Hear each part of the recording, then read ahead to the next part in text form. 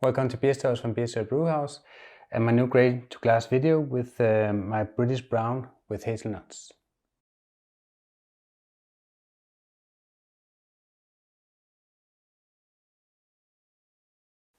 About a month ago I brewed this brown ale, and I've been doing brown ales for a long time. My wife, she really loves them, and sometimes I've added different kind of nuts. I've added walnuts, hazelnuts.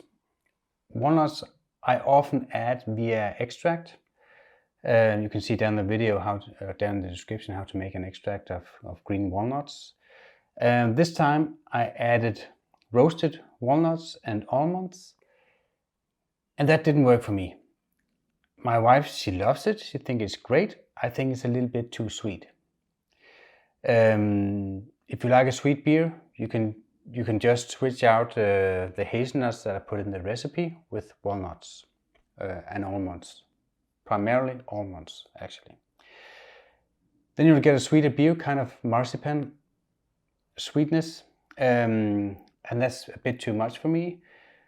I bet if I added hazelnuts to this instead, I know it would have been great. So that's why in the adjusted recipe, it's hazelnuts. You can see videos down in the description on how to add or how to roast your nuts and how to add them to your beer. You can also watch a video on how to make extracts from nuts. But this is a kind of a basic brown ale. You can just brew the brown ale if you don't want to add nuts. It's a good brown ale. It's 56% Maris Otter, 32% Munich, 8% crystal malt, 150 EBC. It's 1.3% Carafa Special 2 and 1.3% wheat malts. So that's kind of the malts that are in here, the grain bill. And for that I've added, I boiled it for 60 minutes and I've added Target as my bittering hops. If you target that at 15 IBU, it should be fine. And then add at 15 minutes to the end of the boil, add 4 IBUs of East Kent Goldings, and then again at 5 minutes add 2 IBUs of East Kent Goldings. That's the base recipe in this. And that's actually, it's a really good brown ale. So if you just like brown ale, just brew it like this. 2 packages of Lannemann Windsor.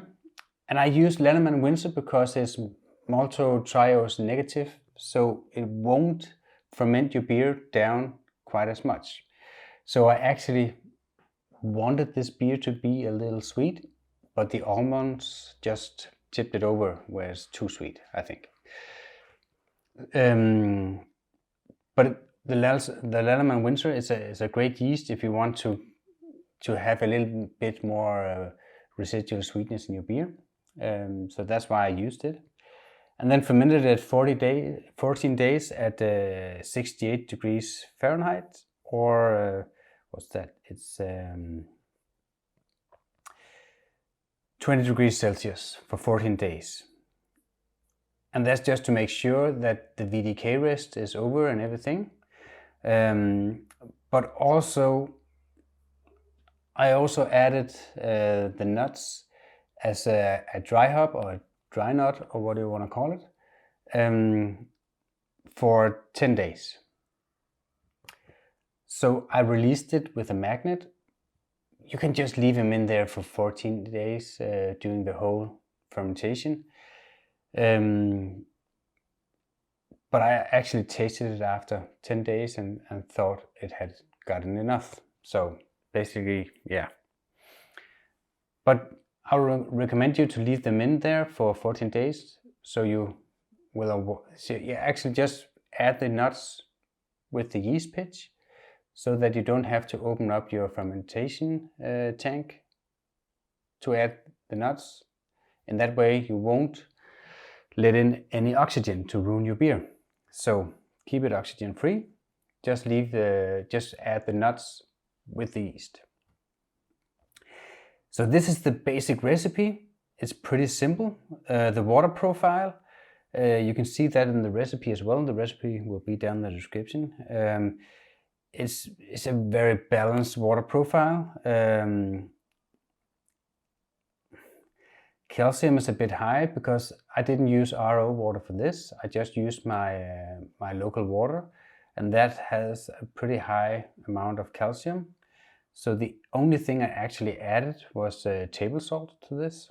But yeah, but the water profile is 100 ppm of calcium, 10 ppm of magnesium, 34 ppm of sodium, 71 ppm of chlorides, and 87 ppm of sulfate. So basically that's it. So it's a pretty balanced, but also a bit high mineral. And I did that on purpose because it's not a small beer in that sense. It's 6.3%, but if you add minerals to this kind of beer, you can actually, you give it a bit more body, and I think that suits this beer pretty well. So let's see here, the original gravity was 1064. Final gravity 10.0616, so 1016. Yeah, and that's what you should aim for actually. IBU is only 21. EBC is 38, so as you can see, it's pretty dark. And I didn't clear this beer. It is a clear beer, and yeah, it is a beautiful beer. It's kind of this reddish brown, kind of mahogany. It's actually pretty beautiful color in here. So that was the basic recipe. Mash temperature, yeah, that was just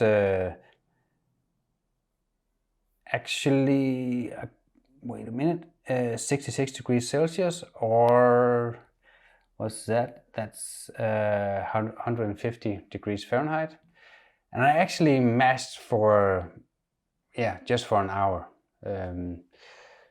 Maybe I could have gone less, but I wanted to make sure I have a full conversion, but I could probably just get by with mashing about 45 minutes or 40 minutes. So as you can see, head retention, I poured this now about 20 minutes ago. It still has lacings on the side, so the head retention is medium, I think. It doesn't have a full layer on top here. Yeah, but I'm pretty satisfied with the head retention, even though nuts have fatty acids in there, and it should hurt the head retention, and it probably has. That's also why I put in a little wheat, just to make sure the head retention is still there, and I think I succeeded. The carbonation level is also a standard carbonation level, 2.4 CO2 per, so that's pretty standard. So what I get here is a little caramel.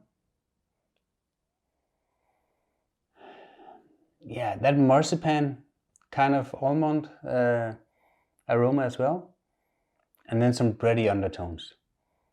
I actually like the aroma pretty. That's pretty good.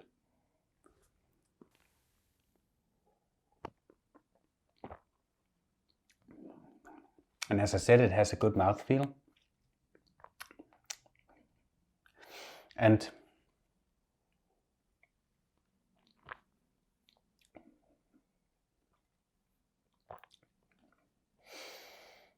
Yeah, I think it's a little bit too sweet, but it's just my opinion. But when that's said, it's bready, it has some caramel, and also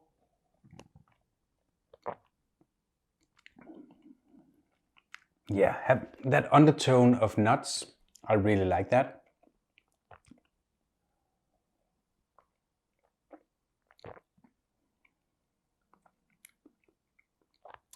It's actually a pretty good beer.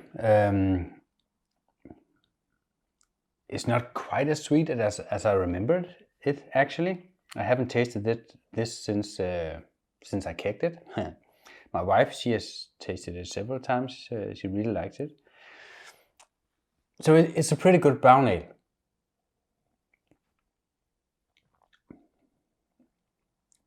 Yeah, it is.